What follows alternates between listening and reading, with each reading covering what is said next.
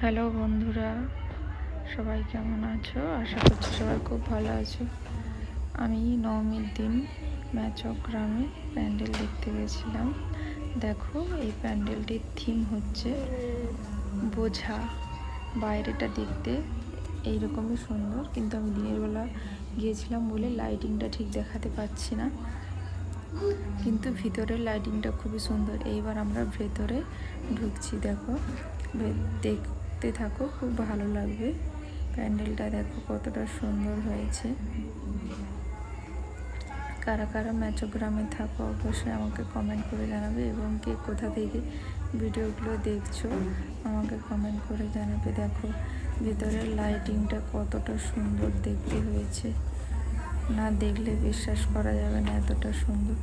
প্যান্ডেলটির theme যেহেতু বোঝা কেমন, মেয়েরা বড় হলে মা বাবার বোঝা। যেসব ছেলে চাকরি পায় না, বেকার, তারা হচ্ছে মা বাবার বোঝা। তাই এই ধরনের টপিক নিয়ে প্যান্ডেলটা বানিয়েছে। প্যান্ডেলটার থিম হচ্ছে বোঝা। ভেতরটা দেখো, দেখতে কতটা সুন্দর। এখানে কাগজ দিয়ে এবং বই আর আয়না দিয়ে প্যান্ডেলটা তৈরি হয়েছে।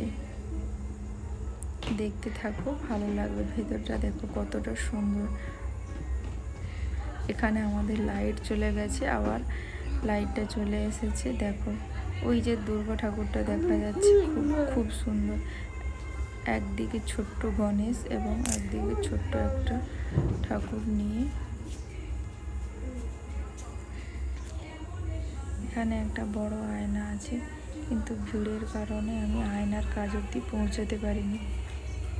দেখো এই যে আয়নাটা দেখতে পাচ্ছ, ওই আয়নাটা থেকে খুব সুন্দরভাবে ফটোটা ওঠে, কিন্তু অতিরিক্ত ভিড়ের কারণে এইটা দেখো, দেখতে কতটা সুন্দর লাগছে।